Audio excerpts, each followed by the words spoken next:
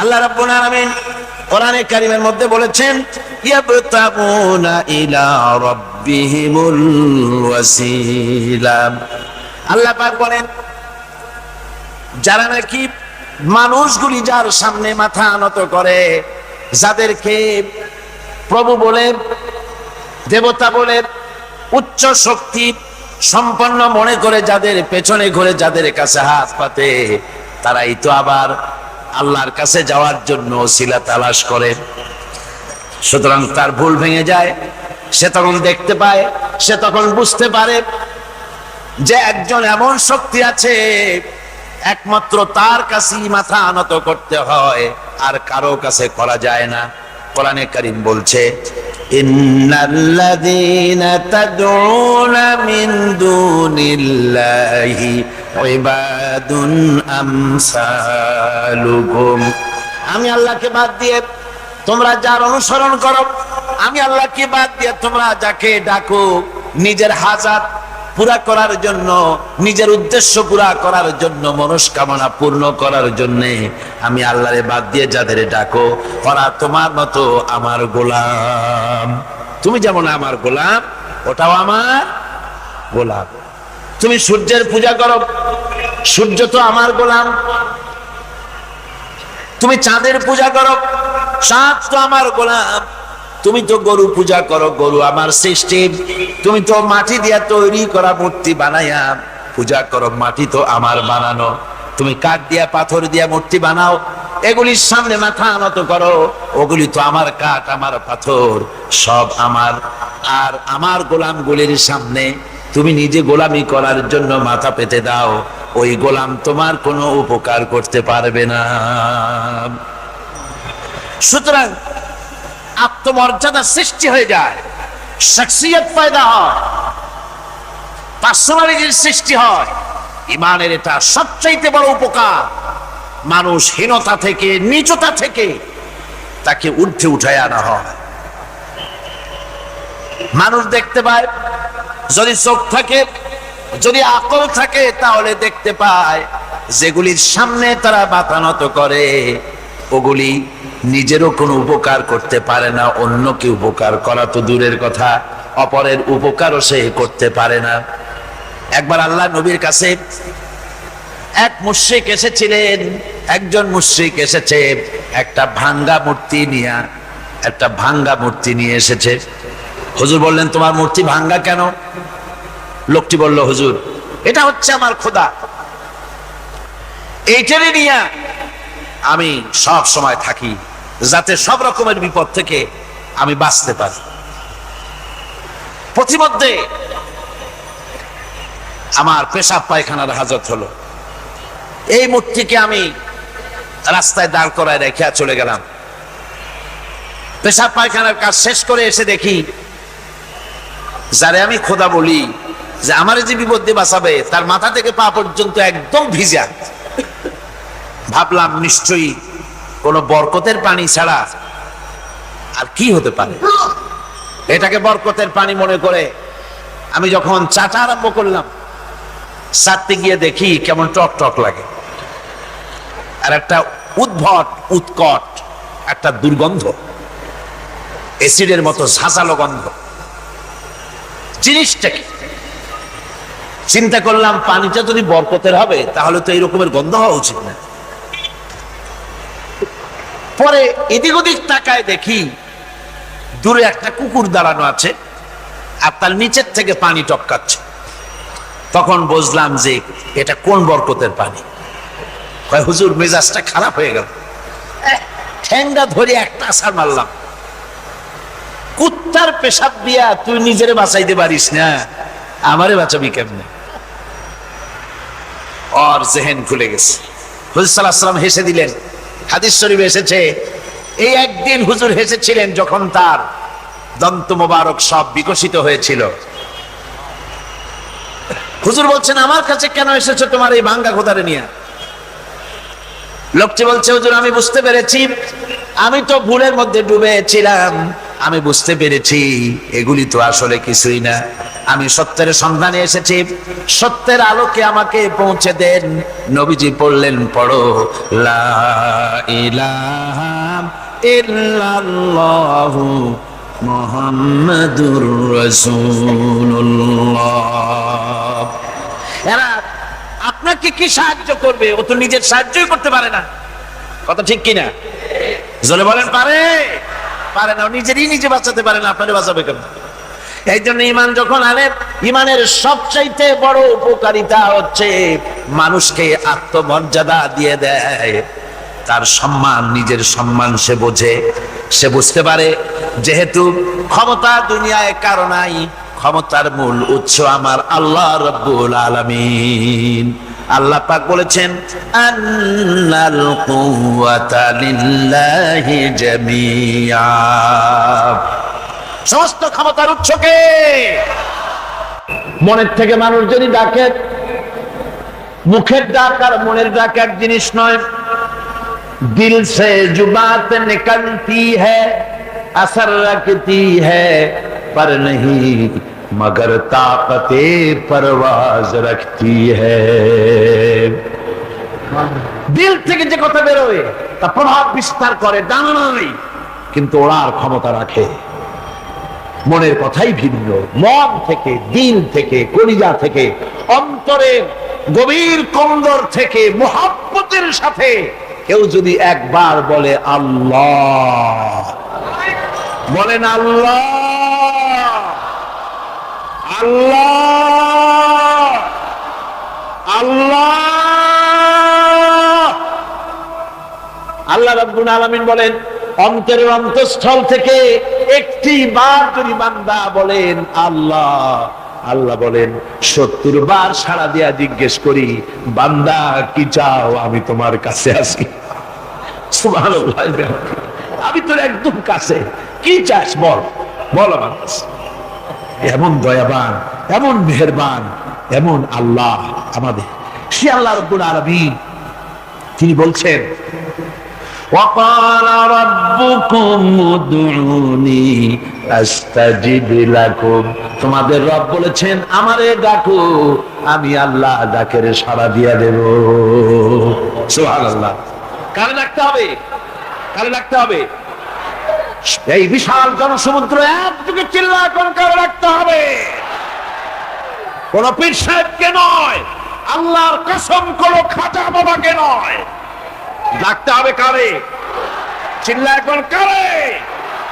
ওয়াকালা রাব্বুকুম উদউনি, তোমার রব তোমাকে বলতেছে আমারে ডাকো, আস্তাজিব লাকুম, আমারে ডাকবে আমি সাড়া দিয়ে দেব। সুবহানাল্লাহ। আল্লাহকে ডাকেন। কি চাই আপনার? বলেন কি চাই? আল্লাহর কাছে চান, আল্লাহ দিয়ে দিবে। দেওয়ার জায়গা আল্লাহর কাছে চাইবেন, আল্লাহ দিবেন।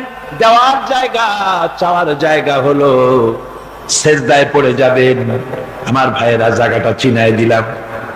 মাজারে যাওয়া লাগবে না, কবরে যাওয়া লাগবে না। 2 রাকাত নামাজ পড়ে সেজদায় পড়ে গিয়া যত বিপদ আছে, মুসিবত আছে, সেজদার মধ্যে চোখের পানি ছেড়ে দেন আর কেন্দে কেন্দে জীবনের কথা বলেন। আল্লাহ রাব্বুল আলামিন আপনার আওয়াজ শুনবেন আর দোয়া কবুল করে নিবেন। কাঁদতে হবে আল্লাহর কাছে। কার কাছে? আল্লাহর কাছে। সুম্মা ইস্তাগফিরুল্লাহ, আর এরপরে সে যদি আমি আল্লাহর কাছে ক্ষমা চাই, ইয়াজিদিল্লাহ গফুরুর রহিমা, সে আমি আল্লাহকে গফুর এবং রহিম হিসাবে পাবে। সুবহানাল্লাহ। আল্লাহকে গফুর এবং রহিম হিসাবে পাওয়া যাবে। সব আল্লাহকে বলতে হবে, গুনাহ মাফ চাইতে হবে। এই জন্য হুজুর সাল্লাল্লাহু আলাইহি ওয়াসাল্লাম দৈনিক 100 বার তওবা করতেন। কোন হাদিসে আছে 70 বার, কোন হাদিসে আছে 100 বার তওবা করতেন। নামাজের পরে তো প্রত্যেক নামাজই পড়তেন হুজুর, সালাম ফিরাতেন আর সাথে সাথে বলতেন আল্লাহু আকবার, আস্তাগফিরুল্লাহ, আস্তাগফিরুল্লাহ, আস্তাগফিরুল্লাহ। মনে থাকবে আপনাদের? মনে থাকবে? সালাম ফিরাইয়া কি বলবেন? না, সালাম ফিরাবার সাথে সাথে বলবেন আল্লাহু আকবার, তারপরে পড়বেন আস্তাগফিরুল্লাহ, আস্তাগফিরুল্লাহ, আস্তাগফিরুল্লাহ। তওবা করবেন, আল্লাহর কাছে সবসময় গুনাহ মাফ চাইতে থাকবেন, বিনীত থাকবেন। আল্লাহকে পাওয়া যাবে, তাকে রহিম হিসেবে পাওয়া যাবে। সুতরাং ঈমান বিল্লাহ, আল্লাহর প্রতি ঈমান আনলে পরে 4 নম্বরের যে উপকারটা হবে সেটা হলো হতাশায় ভুগবে না, নিরাশায় ভুগবে না, আশায় বুক বেঁধে উঠবে, ঈমান মজবুত হবে, আল্লাহর কাছে মানুষ বিনয়ী হয়ে যাবে। এবার পঞ্চম নম্বরের উপকার আমি বলছিলাম, ঈমান বিল্লাহ, আল্লাহর প্রতি ঈমান আনলে পরে অসংখ্য উপকার হয়, অসংখ্য বৈশিষ্ট্যের আছে।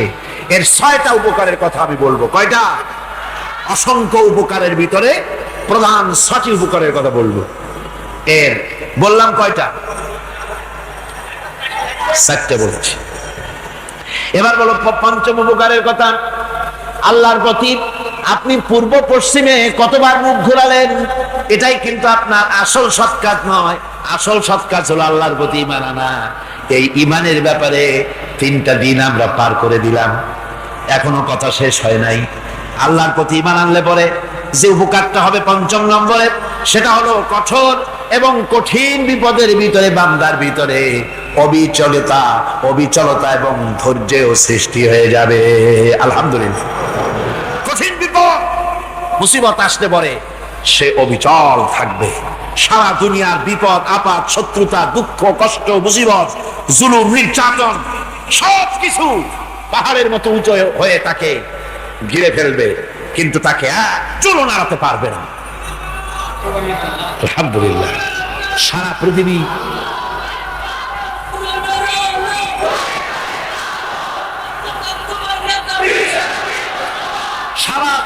একদিকে আর সে একা একদিকে থাকবে।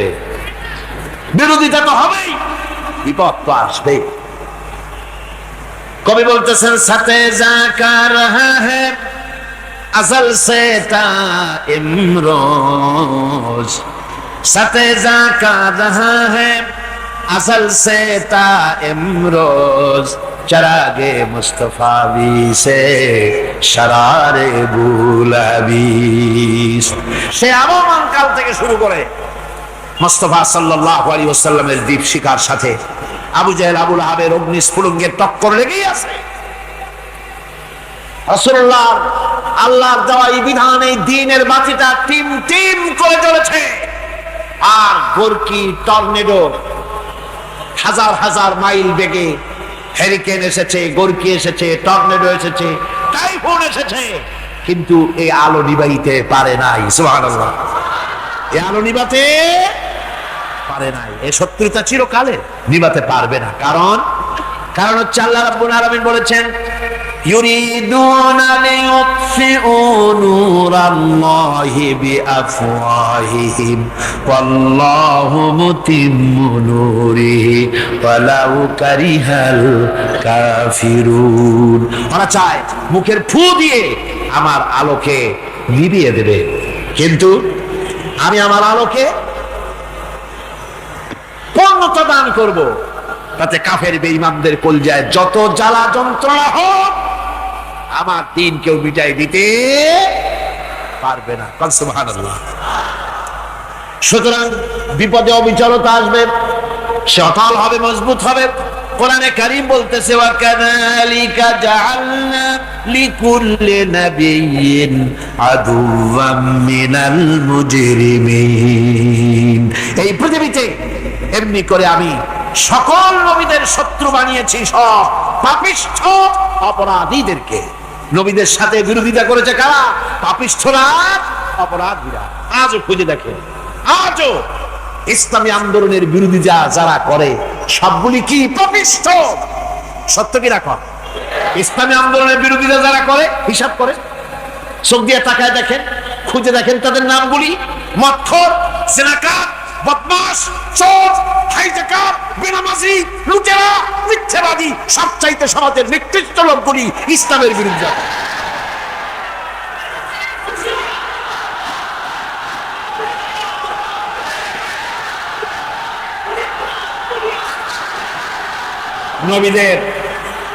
নবীদের শত্রু আল্লাহ বলেন, সব যুগে নবীদের সাথে শত্রুতা করেছে পাপিষ্ঠরা।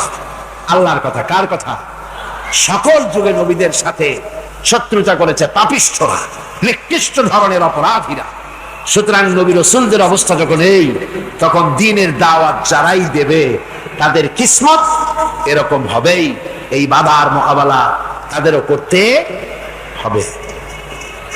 এই যে বাধাটা আসে, এই যে মারে, অপরাধ অপরাধ কি? এই যে তারা চোর বা ডাকা যাদের মারা হয়, আল্লাহ রাব্বুল আলামিন বলেন অপরাধ হলো ওয়ামা নাকামু মিনহুম ইল্লা আইয়ুমিনু বিল্লাহিল আজিজিল হামিদ।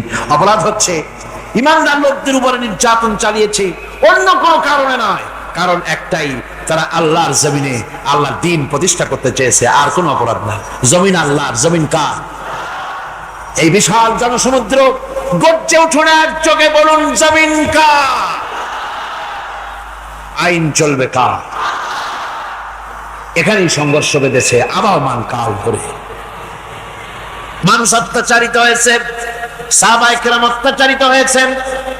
বুখারী শরীফের হাদিসে এসেছে রাসূল করিম সাল্লাল্লাহু আলাইহি ওয়াসাল্লামের কাছে হযরতে খাব্বাব গিয়ে উপস্থিত হয়েছিলেন। হযরতে খাব্বাব বলেন, হাদিসটা এভাবে লেখা হয়েছে বুখারীতে, ওয়ান খাব্বাব বিন আরিদ রাদিয়াল্লাহু তাআলা আনহু قال شكونا إلى رسول الله صلى الله عليه وسلم وهو متوسد بردة له في ظل الكعبة। রাসূলুল্লাহর কাছে গেলাম, কাবা শরীফের কাছে গিয়ে দেখি নবীজি একটা চাদর গায়ে দিয়ে তিনি আরাম ফরমাচ্ছিলেন কাবা শরীফের ছায়ায়। সেখানে গিয়ে বললাম, আলা তাস্তানসিরু লানা আলা তাদউ লানা ইয়া রাসূলুল্লাহ, হে আল্লাহর রাসূল, আপনি কি আমাদের জন্য আল্লাহর কাছে দোয়া চাইবেন না? আপনি কি আল্লাহর কাছে আমাদের জন্য সাহায্য চাইবেন না? আমাদের লোকগুলিকে, মুসলমানগুলিকে মারতে মারতে তো শেষ করে ফেলে দিল। তারা আমাদের সুমাইয়াকে মারলো, আমাদের খাব্বাবকে উটের সাথে পায়ের দড়ি লাগায় টানলো, আমাদের খোবায়েবকে তারা আগুনের উপরে চিৎ করে শোয়ায় রাখলো, না খায় রাখতেছে, মারতেছে, কষ্টে তো শেষ হয়ে গেলাম। হুজুর, আপনি কি আমাদের জন্য দোয়া করবেন না?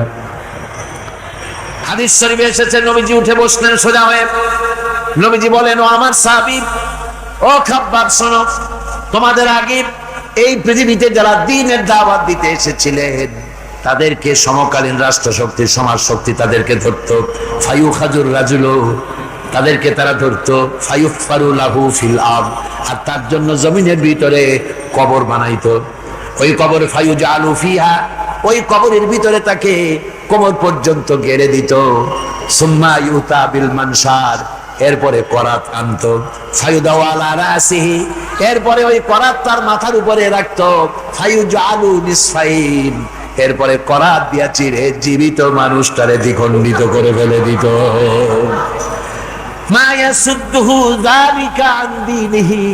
ও আমার খাব্বাব, এত কষ্ট দেওয়ার পরেও সেই যুগের কোন মুসলমানকে, দ্বীনের দায়ীদেরকে আল্লাহ দ্বীন থেকে এক চুলো তারা সরাই দিতে পারে নাই, এক চুলো সরাতে পারে নাই। ওয়াল্লাহি, ও খাব্বাব, আমি আমার আল্লাহর নামে কসম করে বলছি, লা ইউতাম্মান্নাল্লাহু হাযাল আমরা হাত্তা ইয়াসিরার রাকিবু মিন সানা ইলা হাযরামাউত। আমি কসম করে বলি, আল্লাহ রাব্বুল আলামিনের এই সানা থেকে হাযরামাউত পর্যন্ত লোকেরা যাতায়াত করবে, সুন্দরী রমণীরা গমন করবে, সদাকারেরা যাতায়াত করবে, টাকা নিয়ে পয়সা নিয়ে যাতায়াত করবে। তাদের মনের মধ্যে লুটের ভয়, টাকার ভয়, চুরির ভয়, ডাকাতির ভয়, জেনার ভয়, হত্যার ভয়, ধর্ষণের ভয়, কোনো ভয় থাকবে না। লা ইয়াখাফু ইল্লাল্লাহ, আল্লাহ ছাড়া কোনো ভয় থাকবে না। এমন একটা সমাজ, এমন একটা সময় আসবে, ওয়ালাকিন্নাকুম তাস্তাজিলুন, অথচ খুব তাড়াহুড়ো তোমরা করতেছো। তাড়াহুড়ো করো না, সময় আসবে ইনশাআল্লাহ।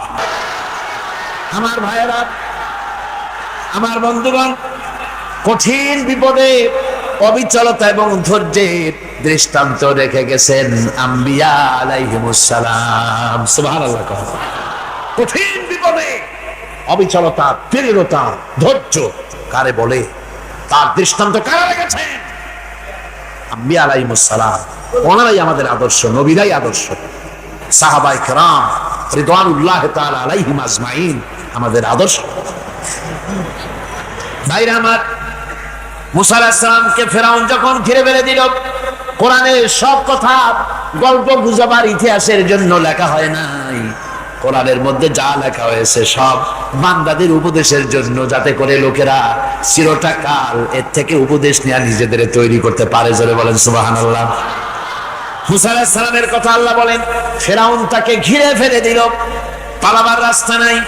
ফালাম্মা তারাআল জামআন ক্বালা আসহাবু মূসা ইন্না লামুদরাকুন। মুসা আলাইহিস সালামের উম্মতরা বললেন, হে মুসা, পাকড়াও হয়ে গেছি, পালাবার রাস্তা নাই। তিন দিক থেকে আমাদেরকে ঘেরাও করেছে ফেরাউনের শক্তি। সামনে কি? দরিয়া, আর তিন দিকে কি?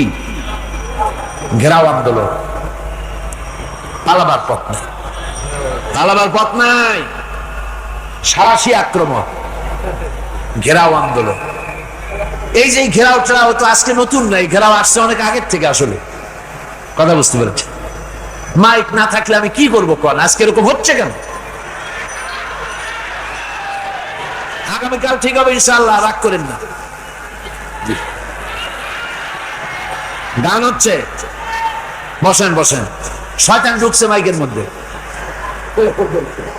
অনেক সময় হয় কি, মাইকের হাই পাওয়ারের যে মেশিন আছে এর ভিতরে ইথার থেকে রেডিওর ওই গানগুলি ওর মধ্যে ঢুকে পড়ে। কথা বুঝতে পেরেছেন? এই জন্য শয়তান তো আর বসে থাকে না, ওরা তো কিছু করার আছে। ধৈর্য ধরেন, ধৈর্য ধরেন। কালকে অপারেটরদেরকে মাওলানা শামসুদ্দিন সাহেবের কাছে অনুরোধ করবো, অপারেটর একটু ভালো করে হেদায়েত করে দেবেন। মাইকে আজকে আমার নিজেরও কষ্ট হচ্ছে, আমিও বুঝতে পারছি না যে আমার কথাগুলি কি আওয়াজে বেরোচ্ছে, যার জন্য আমাকে বেশি চিল্লাইতে হচ্ছে। বক্তাকে কি লাউডে তার কথা বেরোচ্ছে তা তার কানে আসতে হয়, তাহলে বোঝা যায় যে আমার কথাগুলি কিভাবে বেরোচ্ছে। এটা এই অবস্থায় সিচুয়েশন আজকে নাই, এবং লোকেরাও মাইকের ব্যাপারে আজকে অভিযোগ করেছে, যা বিগত 16 বছরে করে নাই। সেটের ব্যাপারে কোথাও কোনো অসুবিধা হয়েছে? মাইকটা ভালো, এবং মাইক যারা দেন প্রতি বছর খেদমত করে, আল্লাহ তাদের প্রতি রহম করুন। সবাই বলেন আমিন। এদেরকে রাগ করে পথে পাই আবার মারধর করেন না। সিলেটের যে তাফসীর মাহফিল হয়, বিগত 19 বছর তাফসীর করেছি একটানা, এবার 20 বছর পুরো হবে ইনশাআল্লাহ। সিলেটে একটানা 20 বছর তাফসীর করতেছি সেখানে। তো মাইক, একটা লোক বিনা পয়সায় মাইক দেয়, মাইকের ভাড়া সে নেয় না, তাফসীরের মাহফিলের মাইকের ভাড়া নেয় না। যে বছর এরশাদ সরকার আমাকে প্লেন থেকে নামতে দিল না, আপনাদের মনে আছে? সিলেট থেকে ফিরাই দিল। এই খবরটা মাইকম্যান যখন শুনেছে যে আমাকে নামতে দেয় নাই, ফিরাই দেওয়া হয়েছে, সাথে সাথে স্ট্রোক করেছে, হার্ট ফেল করে দুনিয়া থেকে বিদায় হয়ে গিয়েছে। সিলেটে তাফসীর হতে পারবে না এই কথা সে বরদাস্ত করতে পারে না। আমি কেঁদেছি আর দোয়া করেছি, আল্লাহ, কোরআনের মহব্বতে লোকটার এই অবস্থা হলো, তোমার জান্নাত তুমি দয়া করে তাকে দান করে দিও। কাজে কোনো ব্যবসায়ী চায় না যে তার ব্যবসাটা খারাপ হোক, লোকেরা মন্দ বলুক। এই মাইকের ব্যাপারে আপনারা আজকে রাগারাগি করেন না, যা হয়েছে কালকে ভালো হবে ইনশাআল্লাহ। সবাই বলেন ইনশাআল্লাহ। এখন চলেন আমরা ফেরাউনের অবস্থা দেখি গিয়া কি করতেছে ফেরাউন। মুসা আলাইহিস সালামকে ঘেরাও করে ফেলেছে, পালাবার উপায় নাই। একদিকে দরিয়া, তিন দিকে ফেরাউনের শক্তি। এই যে ঘেরাও টেরাও মানে নতুন তো না, ধর্মঘট নতুন না, এ পুরানা জিনিস। এই পৃথিবীতে সর্বপ্রথম ধর্মঘট কিসের উপরে হয়েছে জানেন? এই পৃথিবীর প্রথম ধর্মঘট হয়েছে পেঁয়াজ, রসুন আর ডাইলের উপরে। মুসা আলাইহিস সালামের জামানায় লান নাসবিরা আলা তাআমিন ওয়াহিদ, আমরা এক রকমের খাদ্য আর খাবো না, আমাদের পেঁয়াজ দেওয়া লাগবে, ডাল দেওয়া লাগবে, রসুন দেওয়া লাগবে। সর্বপ্রথম ধর্মঘট হয় মুসা আলাইহিস সালামের জামানায়, সেখান থেকে শুরু হয়েছে। কিন্তু মশাল মিছিল যে আসলো কই থেকে, এইটা আমি খুঁজে পাইনি।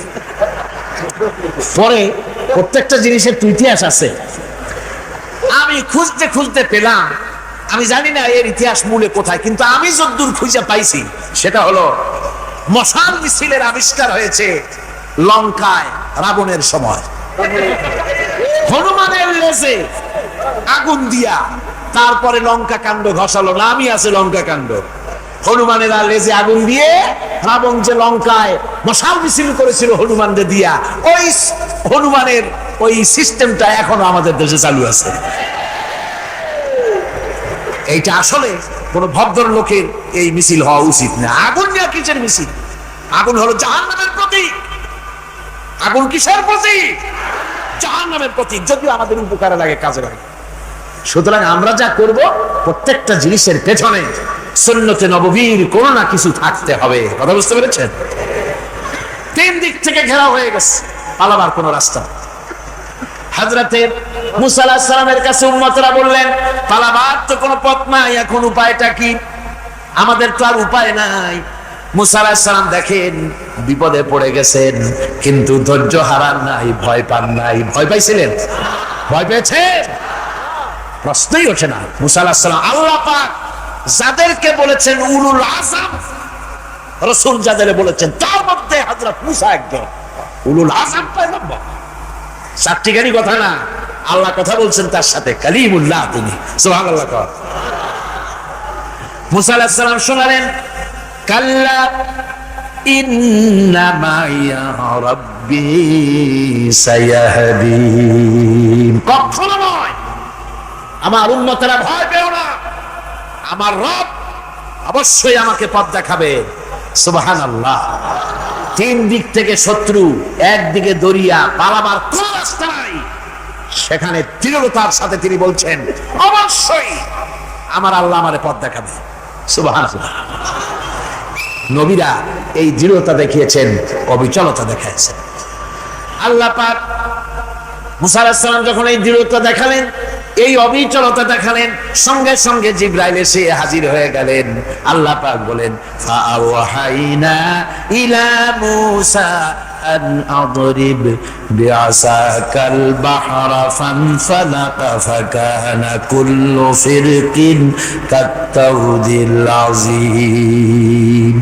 মুসা আলাইহিস সালামকে আমি ওহী নাযিল করলাম, তাকে বললাম হাতে যে লাঠি আছে, এই লাঠি দিয়ে আঘাত করো দরিয়ার উপরে। দরিয়ার উপরে আঘাত করলেন, একটা রাস্তা হয় নাই, 12টা রাস্তা তৈরি হয়ে গেল। আর দেওয়ালগুলা পাহাড়ের মতো উঁচা হয়ে গেল।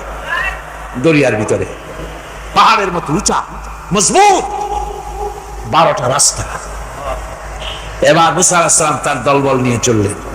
আল্লাহ রাব্বুল আলামিন বলেন, ওয়া আনজাইনা মূসা ওয়া মান মাআহু আজমাইন। মুসা এবং তার সাথী সঙ্গীদেরকে আমি পার করে দিলাম। মুসা আলাইহিস সালাম তার সাথী সঙ্গী নিয়ে যখন দরিয়ার মাঝখানে আসছে, ফেরাউন তার দলবল নিয়ে এসে গেছে। আসিয়া দেখে নদীর মধ্যে রাস্তা। বাবা, উচ্চ কায়দা। ও মনে করছে ওর বাজানের তৈরি করা ডিস্ট্রিক্ট বোর্ডের রাস্তা। ওর লোকজন নিয়ে নেমে গেছে দরিয়ার ভিতরে, ও আসছে মাঝখানে। মুসা আলাইহিস সালাম চলে গেছেন ওপা, দরিয়া পা। মাঝখানে যখন এসে গেল, আল্লাহ রাব্বুল আলামিন পানিকে অর্ডার করলেন কুন। আল্লাহর তো বটন টেপা লাগে না, মুখ দিয়া কোনো হুকুম করা লাগে না, শুধু বলেন কুন। যে ব্যাপারে কুন বলেন ফায়াকুন, সাথে সাথে হয়ে যায়। আল্লাহ বললেন কুন, আর অমনি রাস্তা বন্ধ হয়ে গেল। এবার তুফান শুরু হয়েছে নদীতে, ঢেউয়ের উপরে ঢেউ, মওজুন কাল জিবাল, পাহাড়ের মতো উঁচু হয়ে হয়ে ঢেউ আসতেছে। দলবল ঘোড়া আর অস্ত্রপাতি যা ছিল সব মরে শেষ। এবার ফেরাউন একা উপরে ওঠে আর নিচে নামে, পানি খেতে খেতে পেটের কাম সারা। জনমের খাওয়া খাইছে পানি, এখন জান যা, বাঁচবার আর উপায় নাই, বাঁচবার আর উপায় নাই। ফেরাউন তার নিজের জীবন সম্পর্কে হতাশ হয়ে গেল। এবার ফেরাউন বলতেছে, আমানতু আন্নাহু লা ইলাহা ইল্লাল্লাযী আমানাত বিহি বানু ইসরাঈল। আমি ঈমান আনলাম, আমি ঈমান আনলাম আল্লাহ ছাড়া কোনো ইলাহা নাই। ওই আল্লাহর উপর ঈমান আনলাম যে আল্লাহর উপরে ঈমান এনেছে বনি ইসরাঈলেরা। আল্লাহ যাতে ঠিক পায় যে কোন আল্লাহর উপর ঈমান আনছে। বনি ইসরাঈল আল্লাহর উপর ঈমান আনলাম। আল্লাহ এই তো মুসলমান হয়ে গেছে, এরপরও আমার সুবাও কেন? আল্লাহ রাব্বুল আলামিন জবাবে বলেন, আল আন, এখন ওয়াকাদ আসাইতা ক্বাবলু ওয়া কুনতা মিনাল মুফসিদিন। এখন ঈমান আনার কথা বলছো? অথচ যুগের পর যুগ, বছরের পর বছর ধরে আমার মানুষের উপরে মন গড়া আইন চালায়েছ, আমার পয়গম্বরের সাথে বেয়াদবি করেছ। আজ তোমাকে আমি ছাড়ছি না, তোমাকে আজকে ছেড়ে দেব না। আমি তোমাকে মারব। আর সমস্ত প্রাণীগুলিকে, স্থলচর প্রাণীগুলিকে আল্লাহ পাক অর্ডার দিয়া দিলেন, এই ফেরাউনের লাশকে ডুবাবি না, পচাবি না, খাবি না। আলিয়াউমা নুনাজ্জিকা বিবাদানিক, আমি তোমার শরীরে বাঁচায় দেব। পোকে খাবে না, পানিতে পচবে না, মাছে খাবে না, কুমিরে খাবে না, দুনিয়ার কোনো পশুতে খাবে না। আমি তোরে শুটকি বানাইয়া রাখবো, যাতে করে দুনিয়ার সমস্ত ফেরাউন যত যুগে যুগে আসে তোরে দেখে যেন হেদায়েত নিতে পারে। ফেরাউনকে আল্লাহ শুটকি বানায় রাখছে। আমি ফেরাউনদের লাশ দেখেছি ব্রিটিশ মিউজিয়ামে। ফেরাউন তো একটা না, অনেকগুলা। আসলটারে অবশ্য দেখিনি। ব্রিটিশ মিউজিয়ামে ওই ফেরাউন গুলার লাশ যখন অসুবিধা হয়, মমিগুলি, তখন ইংল্যান্ডে নিয়ে যায় চিকিৎসা করাবার জন্য। ছোট্ট কাছে গর্তের ভিতরে, তারপরে চামড়া টামড়া হাড়ের সাথে মিশানো, ওইভাবে চেহারা দেখলে মনে হয় যে সত্যি ফেরাউন এগুলা। আর ব্রিটিশের কাম মিশর থেকে না আনছে এমন কোন জিনিস নাই। আমি সেখানে এক বক্তৃতা বলছিলাম, আপনারা এদের এখন সভ্য, এদের এখন ভদ্র, এরা হলো ইন্টারন্যাশনাল চোর। সারা দুনিয়া চুরি করেছে। লন্ডনে বক্তৃতা করেছি, সারাটা দুনিয়া চুরি করছে, আমাদের দেশকে শোষণ করেছে। এই বিশাল ভূভাগকে শোষণ করে ইংল্যান্ডের দ্বীপটাকে তারা সাজাইছে। তারা ময়ূর সিংহাসনের, শাহজাহানের ময়ূর সিংহাসনের ময়ূরের বাম চোখে কোহিনূর মণি লাগাইছিলেন। শাহজাহান ময়ূরের ডান চোখে কোহিনূর মণি লাগায় নাই। কোহিনূর মণির অনেক দাম, আমি দেখে এসেছি মণি। এখন সেটা কুইন এলিজাবেথের মুকুটে শোভা পাচ্ছে। সেই মণি এমনি বলে প্রবাদে, 7 রাজার ধন 1 মাণিক্য, বলেন এরকম অনেক দাম। শাহজাহান দেখালেন, আমি মুসলমান, আমার কাছে এটার দাম নাই, এই জন্য ময়ূরের ডান চোখে লাগালাম না, বাম চোখে লাগাই দিলাম। এইটারে চুরি করছে। তারপরে মিশর থেকে, মিশরের মমি চুরি করেছে, জুতা চুরি করছে, ছাতি চুরি করছে, পিসা চুরি করেছে। আমি বললাম এগুলা কি